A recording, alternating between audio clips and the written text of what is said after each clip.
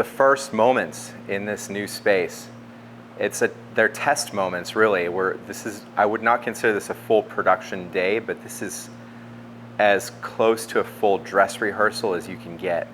And this is the moment that you can see the merger of construction moving into operations, because there's plenty of construction materials that need to be removed from the facility today. And we kind of tuck them way out of the kitchen space. They're in the public space of this. So they're like our mock customers today, all these construction objects. And the kitchen space, we spent a good amount of time yesterday getting to a basic level of kitchen cleanliness that we could actually, operate in. We wiped down all the equipment, dusted from top down. And so we're about to fire up the mixers for the first time. This fermentation tank is for another day, just to give you a preview. We're still bringing in Harriet old school in buckets today, but eventually this will be her new home. So you look forward to some demos on how that works. Yesterday was kind of comical because I spent some time in this walk-in retraying pastries as I moved them from the garage over here. And then by the end of it, what would have consumed like half of our refrigerated real estate in the bakery turned out to be that. So my first step today is to unsheath these. They're currently in this state because we don't have any humidity injected in this walk-in. We're now, one of the adjustments that we're making moving into this space is we're moving from having humidity in our fridge to having a dry fridge like most places. Just a difference in having a dedicated walk-in versus having a walk-in that also doubles as the proofer. So in this space we have a dedicated walk-in for cold fermentation. So I'm going to bring this one and then I'll come back for the other one. So now we're going to go into the proofer. This one is different. It's lined with stainless steel so that it can be humid in there. And this is kind of a first in and first out design. So when you come in here, you make a turn and then there's another doorway on this side. So the whole purpose here is so that we can kind of have a progression through here. And it's nice and warm in here. It's 80 degrees and it's 84 degrees Fahrenheit and 80% humid. And this is a custom built unit. So even here in a commercial setting, we still have custom components. I tapped a refrigeration guy and gave him kind of how we do things now, and we brought it up to a commercial level for here. So there's really, you can't just buy one of these proofing boxes stock. You really kind of need to know the whole setup, and you need to have somebody sort of custom make it for you. So the nice thing about our design here is just optimized. I'm not having to carry buckets to the scale and just weigh right on the scale. This excites me probably a lot more than it'll excite you. I've basically created a pot filler for myself. I've never mixed this giant of a batch of dough before, and so I do know from experience that the larger the batch of dough, the better it's going to retain its own heat. So that's also something to consider. Wow, this almost has turned into a passive process here. Once I get to 20, I need to basically pour into this bowl and then refill. But I don't have to keep this time passive, because I could be measuring flour right now for myself and getting that going. I'm just having to learn these new rhythms right now. So I'm going to let this one go, and I'm going to set the next one. And while that next one's filling, I'll start worrying about flour going into the bowl. Once I have some water in the bowl, I can also add some flour comfortably without, I don't really like adding flour first to the bottom of a mixing bowl, because then the flour will kind of cake and it won't be so great. I personally don't want to deal with this 42 grams right now. For counting's sake, Again, like this amount of, this batch size though, 42 grams, pretty negligible, I imagine. So just gonna keep refilling that and worry about flour next. These bags are check weighed by our mill.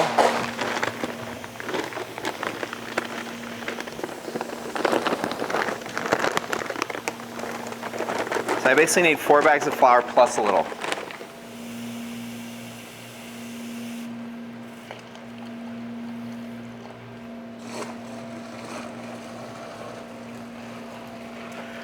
About to find out how hard it is to move this thing when it's full of dough. I've moved it without being full of dough.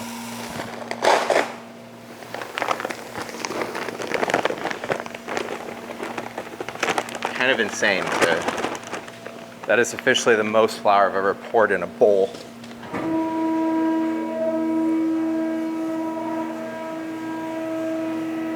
I don't know if everybody can see how exciting this is for me, at least. Like, just crazy that you can do this. Just take a bowl off a mixer of this size. So once it goes up, this one just slides out and I'll put it out of my way. Really, like, at the end of the day, the devil is in the details. And the more precise you are, the better the quality of the product, because more consistent for your customer. Not that you don't appreciate the handmade, but rather you just appreciate the precision of doing things the right way.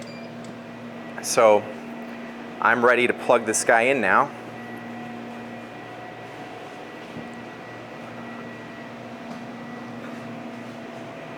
And all we're trying to do with this one is do an Autolyse, like we always do, except I have no idea how long it's going to take in this bowl. It's got a slightly different action than mine, because it's got that center piece that kind of essentially keeps a hole in the center. I don't think normally I will be watching it, but right now I am watching it because I have to see what's going on here. What I love already about this mixer is the lack of flour that's kicking up in the air. There's a little bit, you can see it, but I mean, it's just barely. Whereas on our mixers at home, like, you know, you get kind of a cloud. This dough is like beautifully incorporated already. At basically the 2-minute mark is what I would say is the correct timing. I'm gonna lift up the bowl. And normally I would do this with a dough scraper, the plastic. This one also has a bowl jog function. It's called inch. And so I can just scrape the edges of the bowl clean.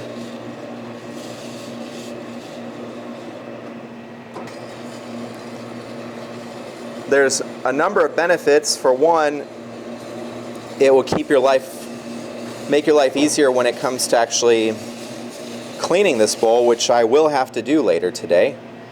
So now here's the beauty. I can get a second Autolyse started, because what I can't do right now in my bakery, which I can do here, is lift this guy up. While it's lifting, try to get that dough off the hooks and into the bowl.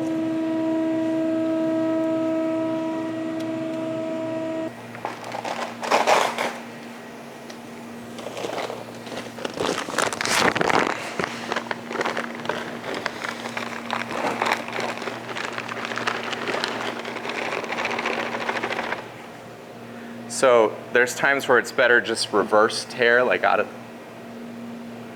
I should have done that.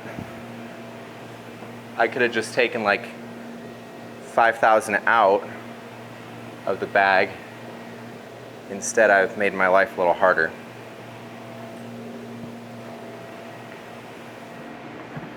In the garage, we have much bigger scoops, which prove to be nice for moments like this. I can scoop out a lot more flour than this at a time, but we didn't bring them because we're still operating there today and here. Actually, the majority of the production is actually being done still in the garage today. This is mostly a kind of proof that this place is viable enough to move into next weekday. It's actually pretty warm. It's temping at about 100. It's a little warmer than I'd like it, but keep in mind that it's got to scale into bins.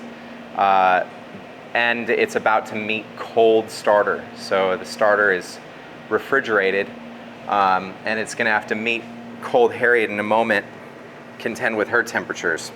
So I'm essentially gonna go for a higher hydration loaf here, just because I know I read the wrong number.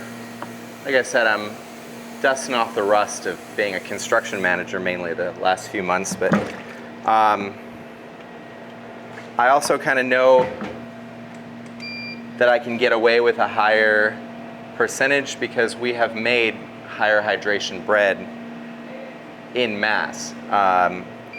So plus I have a second speed, so that's 1 kilo. I'm gonna go ahead and bump this to 2. That'll just buffer it up a little bit and allow me to get all the benefits of the bassonage, which keep the dough nice and soft, you know, towards the end of the mix. So that will add to the sourdough mix. And the last aspect is measuring out Harriet. So I gotta go get her. Normally I would just basically dispense from this vessel, but I've got kind of old school Harriet in here right now.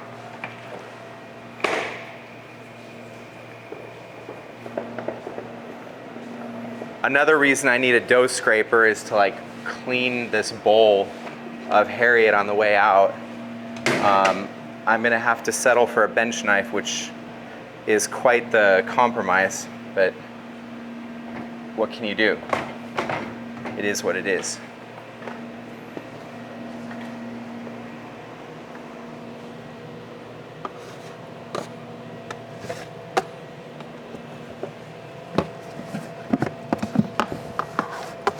I think the bench knife's effective, but maybe I just don't like the feeling of the metal against the plastic. That's what it's really about.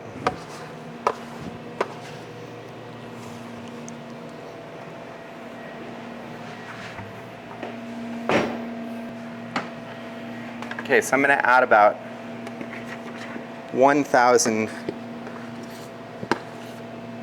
grams or a kilogram of Harriet after this bucket.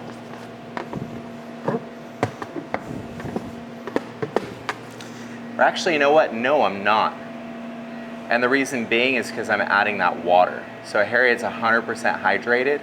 If I drop Harriet by a touch and I add that water, I'm kind of substituting that hydration. I'll end up with a much more spec result.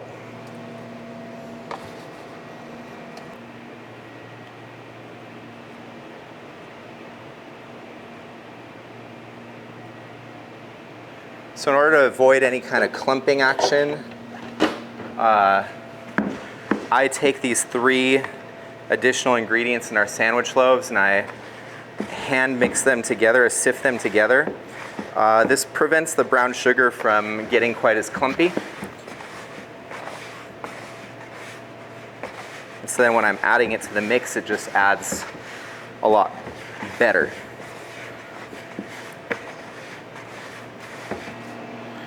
I quite like introducing the starter right on top of the Autolyse. I intentionally make the Autolyse pretty warm and the starter's cold. Coming out of the fridge, the Autolyse kind of gently brings it back to a nice fermentation temperature. Kind of goes both ways, the two sort of working to equalize each other out a little.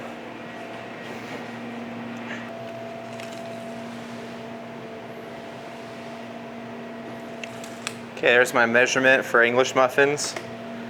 Beautiful how you can see the contrast in this table. It's kind of nice. You can see the rectangle pretty well.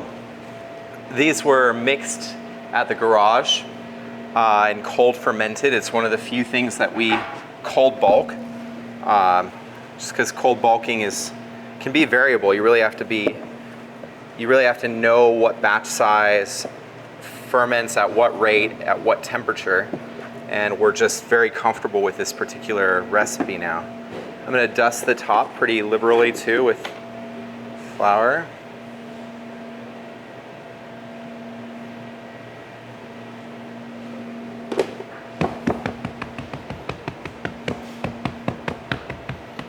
Pat it down. And now my job is to basically evenly get this mass spread out in this rectangle.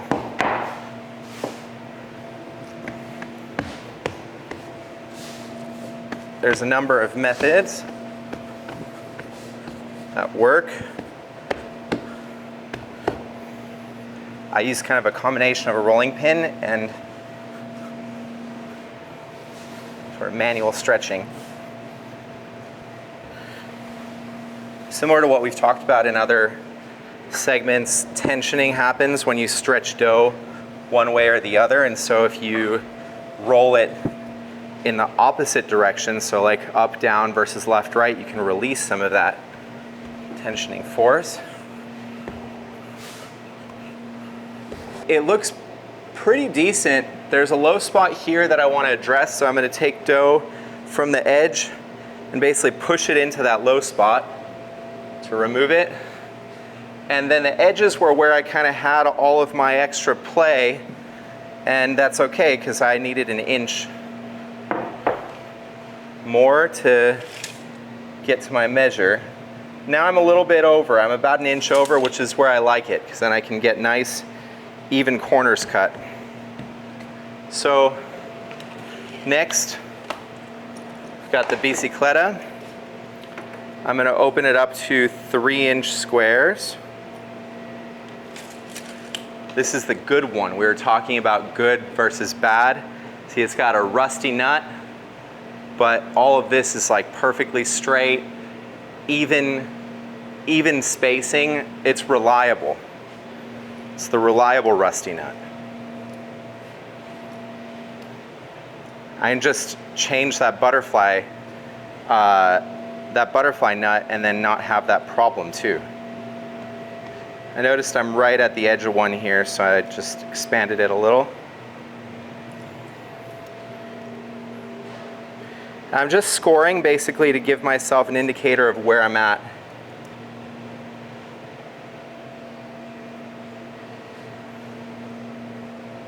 I'm going to cut the borders first. You can turn these into another product. We roll them up into little knots, bake them, and then season them with garlic and other spices and make our own little garlic knots out of this dough, out of the ends. It's a pretty nice use for it. Once we open this place to the public, people will just be sitting right over there, watching all this type of stuff happen. Up there we'll have a pastry case and bread, and you can just come in here and check out what we're doing. There's plugs on either end, so you can also plug in and kind of just be in the environment while you work. Maybe it'll help you, focus on whatever it is you want to do to watch us. We'll usually be playing music in here. It's not only do we love music and love working with music on, but it creates a little barrier if we have to focus. So there'll be times where we can engage in conversation across the divide, and other times where we really have to stay on task with what we're doing and instead sort of set the tone of like, come in, listen to some good music, kick back for a minute, enjoy a pastry, enjoy a drink, and take it in. This is going to be a huge test today, the English muffins in the new oven. It's because we really have no idea how it's going to go. So now I'm going to bring the rest of the sourdough mix in, the salt. I'll kind of evenly distribute it on top. bring this back to the mixer. Bring it down.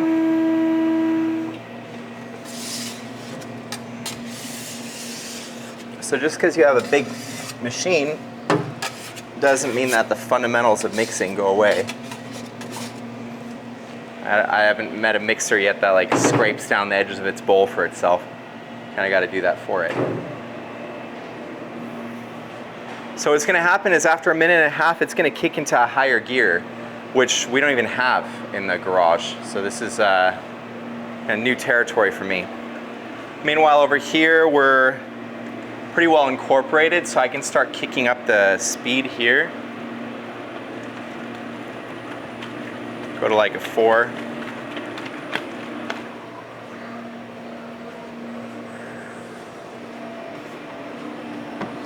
Still so gentle.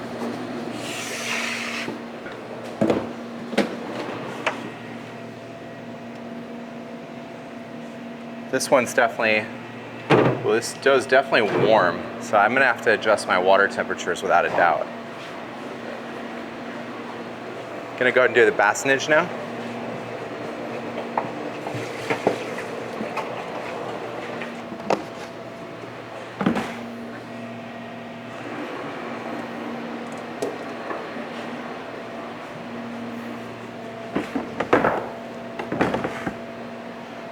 I'm actually not sure that I have enough bins.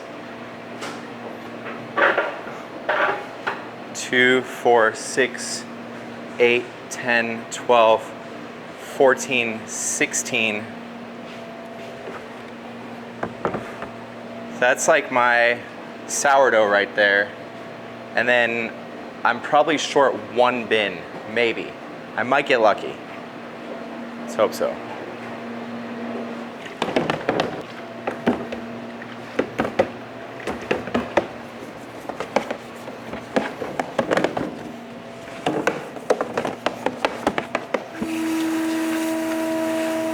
The bread is happy, it's nice and warm.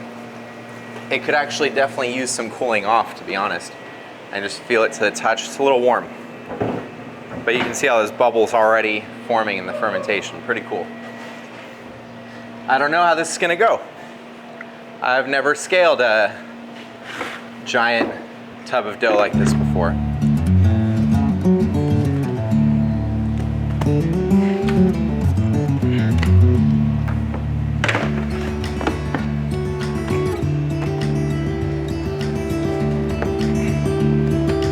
It's a hell of a bowl to scale.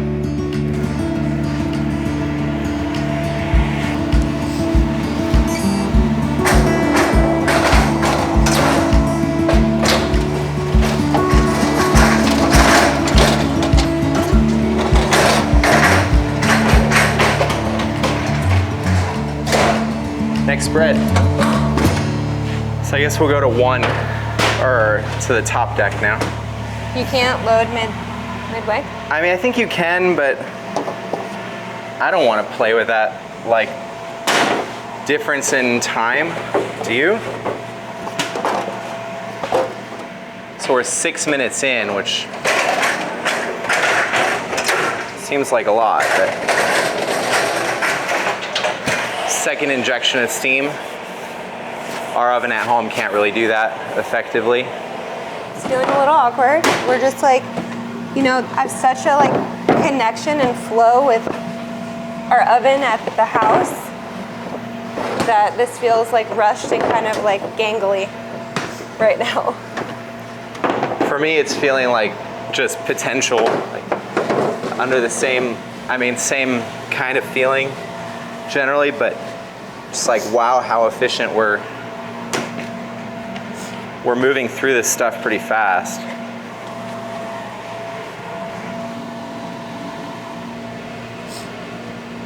Working with the space, seeing like what we've done with it, and seeing it work. Like it's awesome because it's working. You know, the big mixers down to the way that we design this counter system, the ovens, the proofer, it's all functioning. So I'm pretty happy. There's a lot to get used to, but it's like a good getting used to. So, you know, really just Couldn't be happier.